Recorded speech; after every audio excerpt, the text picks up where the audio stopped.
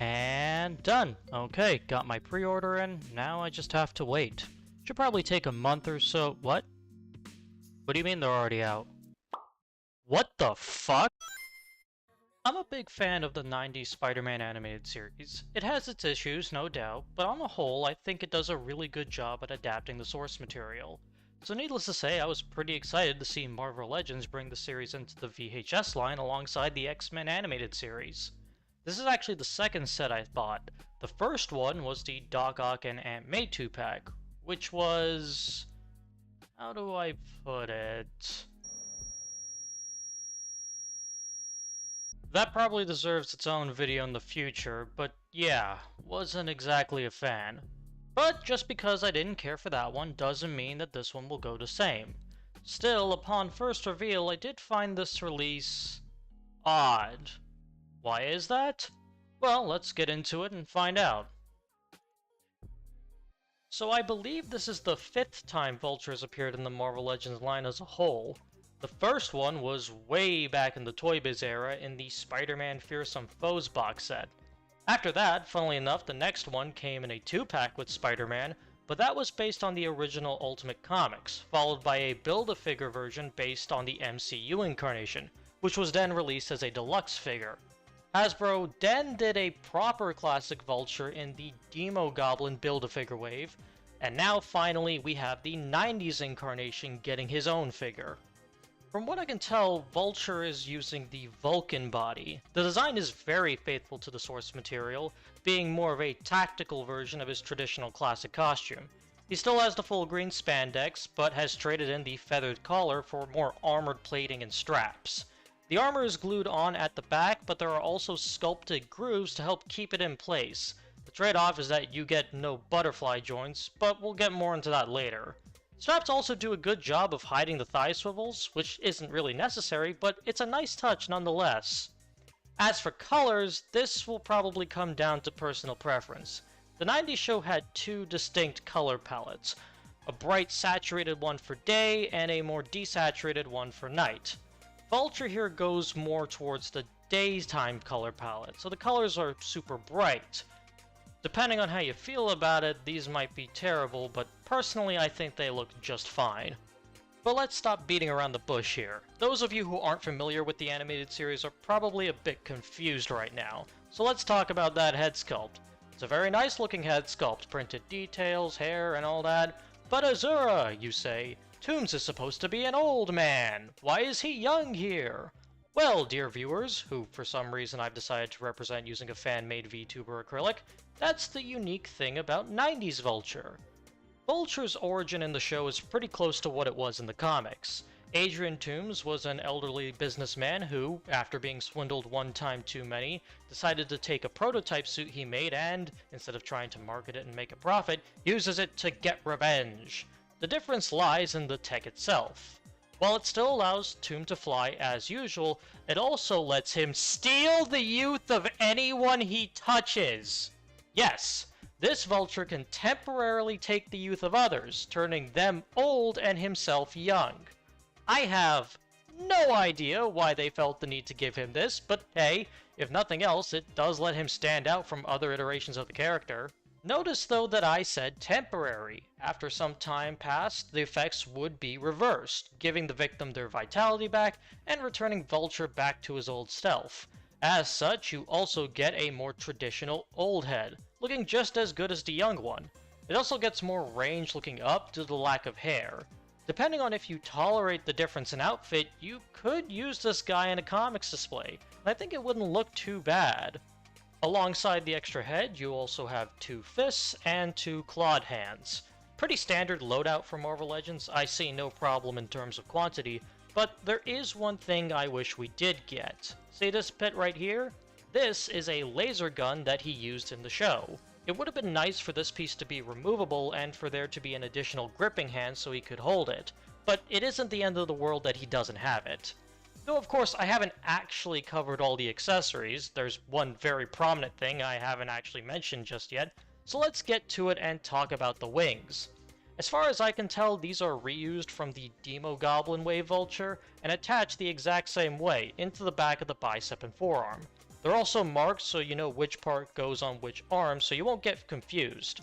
While I do wish the details at the top carried over to the underside, once attached they do look very nice, although naturally may be a bit of a hassle to put into a display due to the sheer length of the wings.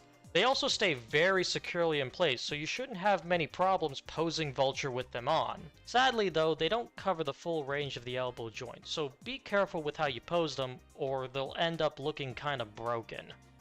But now that we finally have the wings attached, let's properly talk articulation. Vulture has the standard amount of articulation you'd expect from Marvel Legends. No diaphragm joints or dumbbells at the neck, just standard waist swivels and ball hinges. Still, this is the standard for a reason, and while I would like to have the diaphragm joint used more, you should still have no problem getting Vulture into nice poses.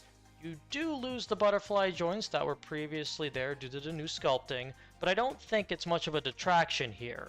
And with that ball hinge at the neck, you can look straight up for some really nice flying poses. Just be careful with how far you bend the elbow, as I said before, and you should have no problems. I said earlier that I found this 2-pack odd, but really it would be more accurate to say that I find this figure odd. We've gotten 2 other classic Spider-Mans in this line, the original in the first wave, and the cel-shaded Walmart exclusive. Neither of them are bad, but they didn't really work as a show-accurate version of the character. Retro, to be fair, wasn't trying to be show-accurate. He was just meant to be a classic Spider-Man, so he doesn't have the specific look the show design had. The Walmart version did have those details, but was on the Amazing Fantasy body, which is simply too small and not bulky enough to work.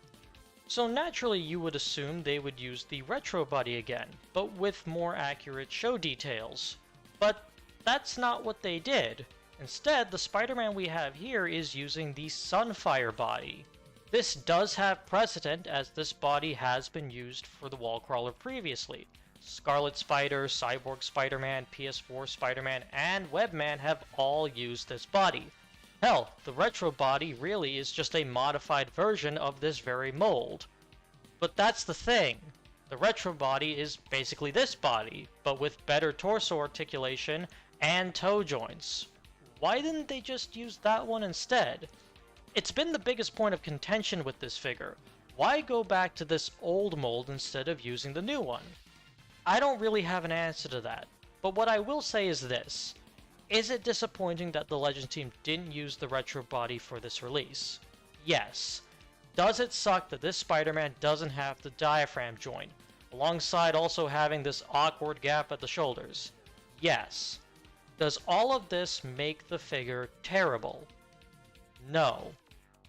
For one, yes, the articulation isn't as good as the retro mold, but this body was used for Spider-Man multiple times for a reason. I can still get good web swinging poses. I can still get a good crouching pose, about as well as the retro body can. Not having the diaphragm joint does suck. There are certain poses this Spidey just can't do as well because of it, but he still poses well enough, and besides that, I think people are missing what this figure does right, such as the fact that this is the most accurate version of animated Spider-Man that we've gotten so far. It's about the same size as the retro body, and just as muscular, fitting rather nicely with 90s Spider-Man's beefier by today's standards design. Yes, the shoulders don't look as good, but the rest of the proportions look just fine to me. It's a flaw, but not a crippling one. The details, such as the eye lens and spider symbols, are pretty much one-to-one. We do get some paint chipping right here, but I've had far worse, and this is the only instance of it on the figure. As for colors, it leans closer to the more desaturated night palette the show would use, but doesn't fully go there. This is actually to the figure's benefit, as not only does it look great, but the reds match up quite well with other Spider-Man figures, meaning I can do things like give this Spidey the Amazing Fantasy Spider-Man's wall-crawling hands, and they work just fine.